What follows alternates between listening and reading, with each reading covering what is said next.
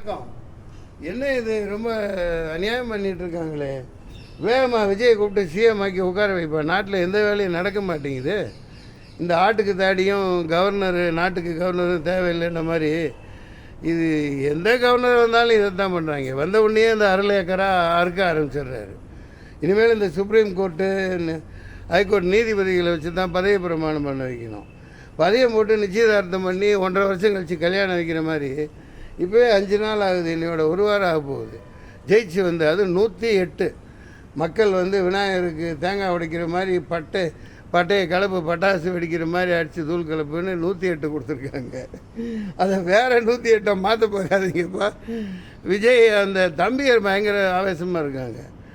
இப்போ இப்படியே பண்ணிங்கன்னா ஒரு பரோட்டா சூரி காமெடி மாதிரி இதெல்லாம் முடியாது. எல்லாம் அழிச்சிட்டு மறுபடியும் தேர்தல் வைனா டப்பா டான்ஸ் ஆடினோம். எல்லா கட்சிகளும் துண்டை காணான் துணியை காணான்னு அவ்வளோதான் செலவழிக்க முடியாது. 10 பைசா செலவழிக்காமல் எவ்வளோ பெரிய சாதனை பண்ணியிருக்கு. அப்படி இல்லை. அப்புறம் அந்த மத்திய அரசு இப்படி நாதாரிப்பத்தனமான வேலை பண்ணிகிட்ருக்குது. இது ரொம்ப தப்பானது. மத்திய அரசு அங்கே வட மாநிலங்கள்லாம் இதே மாதிரி டுபாக்கூர் வேலை பண்ணி 50-60 பேர் ஜெயித்தவங்களெல்லாம் முதல்வர் ஆக்கி விட்டு போட்டு 50 கோடி 100 கோடி 25 கோடின்னு வாங்கி தான் ஆட்சி அமைச்சாங்க. இது எல்லாத்துக்கும் தெரிஞ்ச விஷயம்.